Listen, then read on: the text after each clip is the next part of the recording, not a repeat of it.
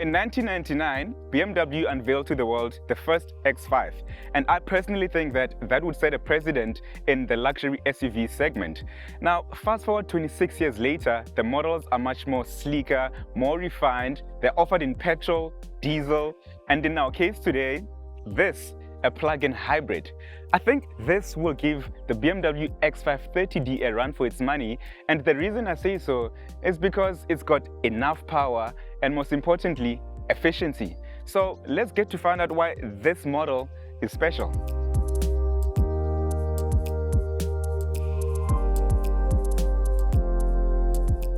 The fourth generation model has been given an extensive facelift, which I am personally a fan of. You've got the infamous BMW kidney grille, in this case blacked out, and it adds that sportiness yet gangster look and feel. You've got some vents that run across here. You've got these 21-inch alloys, and I think this design just gives it that really sporty feel. These big wing mirrors offer great visibility, especially during the day and night. Then, these blacked out effects all over the car are just important and give it that sleeker look. The rear adds on really great appeal and also really great functionality. My favorite feature is this split tailgate, which I think is very functional if you do not want to open the entire boot for you to access your boot. I mean, you just split that open and you can still load so many things in the boot. Yes, the space is not as much as inside of the 30 diesels or the petrol variants. That's because right in this rear is where that electric batteries sit. So yes, it is 100 liters down in terms of space, but I still do think that it's more than enough for any normal family, I guess.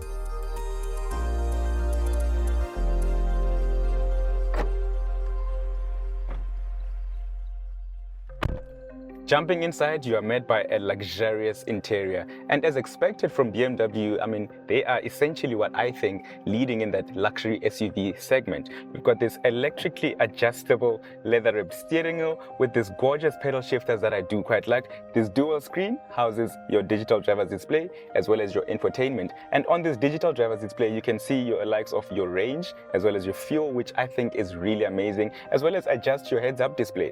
This infotainment wireless app connect, so you can easily connect your Apple CarPlay or your Android Auto. It happens so fast. From the moment you jump into your car, it's automatically connected. So I think that's a nice touch from BMW. Yes, your climate control are housed within this infotainment. I do quite like that you can control also this infotainment with this iDrive button on here, which I think is such a nice touch because then you don't have to be touching your screen all the time. You've got this gorgeous detailing up on the dashboard, which is written X5, as well as some lighting that happens at night, and I think it works quite well. You've got a wireless charger on here, 2 cup holders, a USB 8 on here, and when you open up here, you're met with a Type-C. Listen, charging is abundance in this car. And in BMW fashion, you've got a Harman Kardon sound system that sounds absolutely gorgeous. Should you want, you can opt for the Bowers & Wilkins.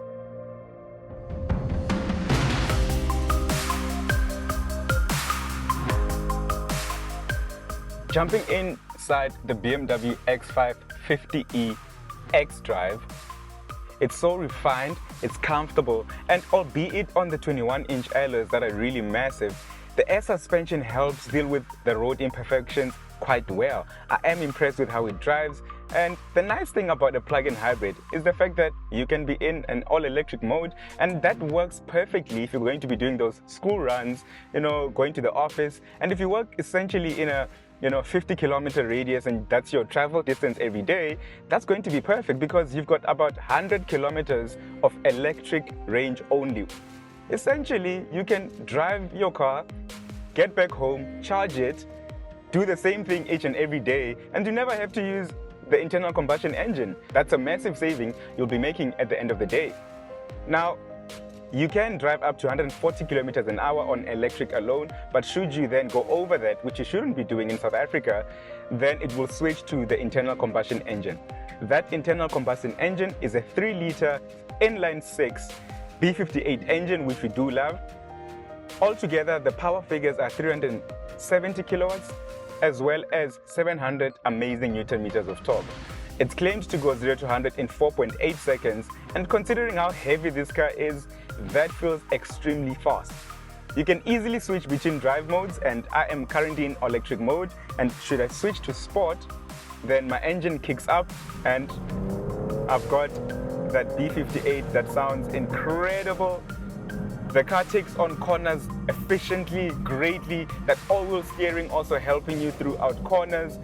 And this is just really phenomenal. I was blessed enough to get 8.8 liters as I drove from Johannesburg to Pretoria, which is about a 65-kilometer distance from where I picked up the car to my house. So that was something that was simply amazing for me, and that's because of that hybrid mode. I put it into hybrid, then the car will decide, let's go electric or let's use the internal combustion engine according to your foot on the accelerator.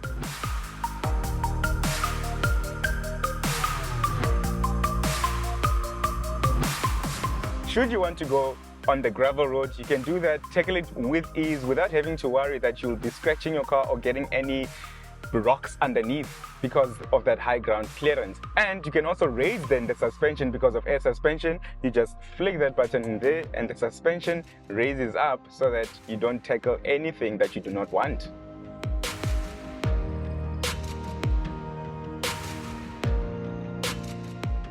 On the safety side of things, you've got an abundance of airbags into this car. It's really safe. You've got driver assistance systems that will make sure that you don't have any mishaps, because you do not want that in a 1.8 million rand car. Blind spot monitoring, pedestrian assist, active brakes. So you're always taken care of. And you've got this BMW Park Assistant, which will record your distance into how you got into a space. And should you be uncomfortable because somebody parked next to you, you can just simply slap that on and it will take you out the same way that you got in without any mishaps either.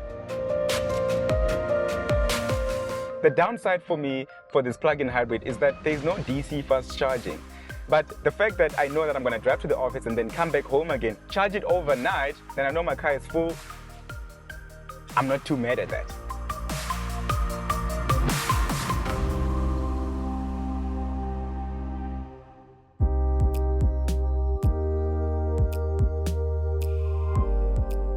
Overall, I think BMW have knocked this out of the park. Yes, the X5 has always been a great product, but this plug-in hybrid just makes for an even better case. At 1.8 million rand, the competition is really stiff, with the likes of the Volvo XC90 T8 as well as the Mercedes-Benz GLE 450 diesel.